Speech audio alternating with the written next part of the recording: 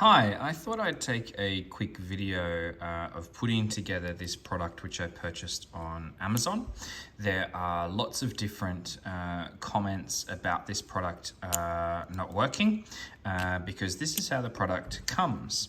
You have got the 1-inch base in this kind of lovely sort of, it's transparent, but it's a little darker kind of base. You do have a notch there to indicate the front of your figure.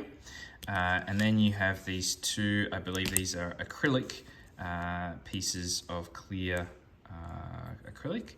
And so what lots of people are doing are not reading any of the comments, etc. And they are putting these pieces into these slots here. Sorry, I'm just trying to do this through my camera. And then they're saying, well, hang on, these aren't machined right. They're not sticking together. You know, when I put this figure down, they fall. The idea is that you can then put artwork between these two slots here and it doesn't work. Obviously, these you need to glue.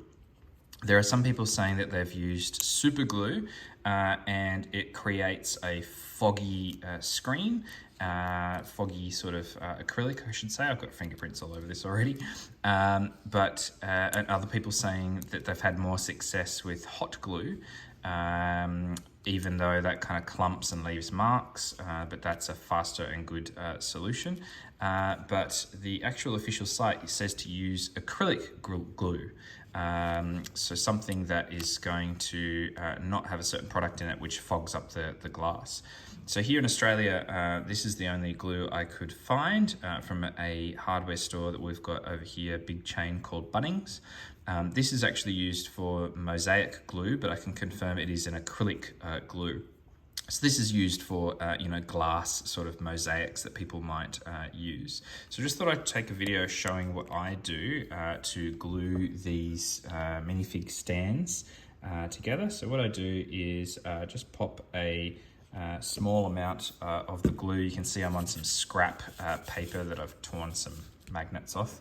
And here I'm using a toothpick just to sort of stir up this and get a little bit of the glue onto my toothpick, mainly because a little goes a long way here. And what I'm going to do is I'm going to apply this glue just to the inside surface here that's going to be touching the base. That's all I'm doing. I'm trying not to get it to go onto the edges here. I stuffed up a little bit there, but that's okay. I also find it easy to sort of hold two of these pieces together and do them at the same time. So I'm just applying, I'm just making sure there's no hairs on that, applying a small amount to these surfaces. Got a bit too much there, so I will do the next one.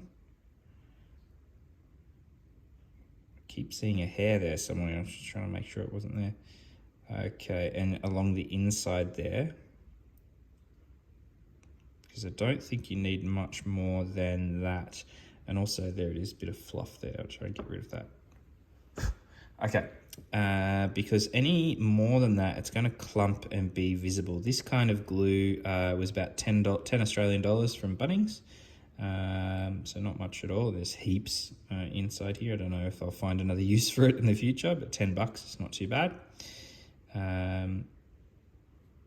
All right, and that should be enough, I think. This does say it takes around 2 hours to cure, but it will be ready in 10 minutes, or be tacky in 10 minutes. Then I'm going to grab my base here.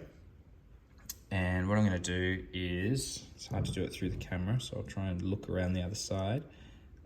Slot in one side into the notch there. Rest it.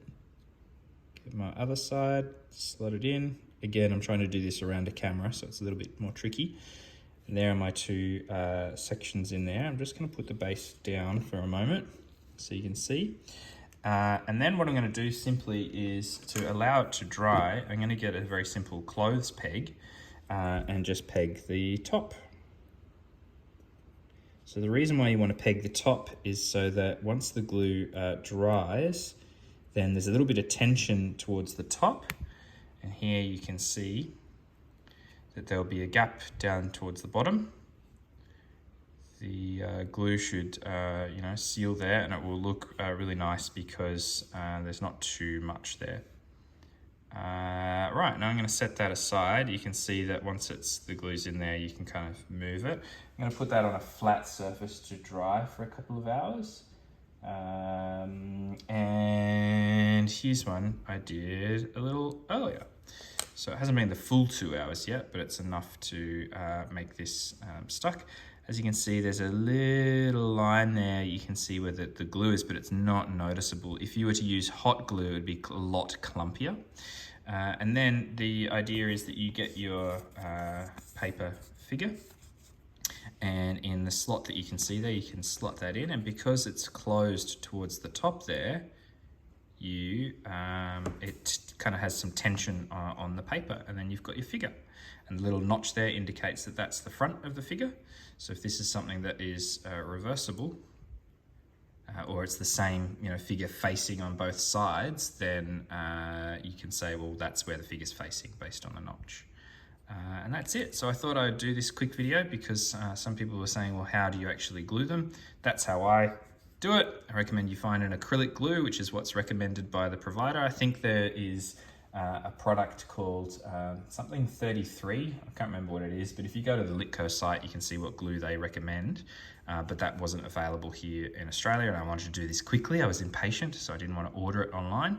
And then you go, there's your little minifig, and you can see it stands quite well. I've ordered a whole bunch of different sizes, so I will be able to have an army of figures for D&D. So yeah, thought I'd just take that video and show you all what I do. Thanks very much.